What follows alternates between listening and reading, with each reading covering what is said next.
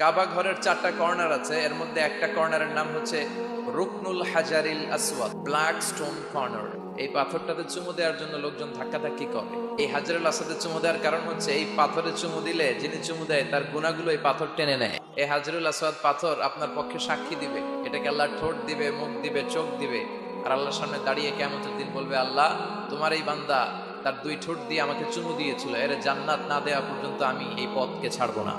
হাজরুল আসওয়াদের corner আর কাবা ঘরের দরজা এর মাঝখানে একটা জায়গা আছে, এই জায়গাটার নাম মুলতাসাম। মুলতাসামে দাঁড়িয়ে হাত লাগিয়ে বুক লাগিয়ে দোয়া করলে এই দোয়া আল্লাহ ফিরিয়ে দেয়।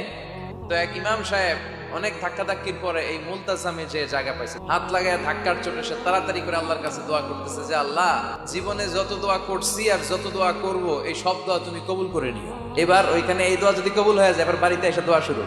এজন্য মুমিনরা তারা মেধাকে কাজে লাগায়, ঝুপ বসে কোপ মারে।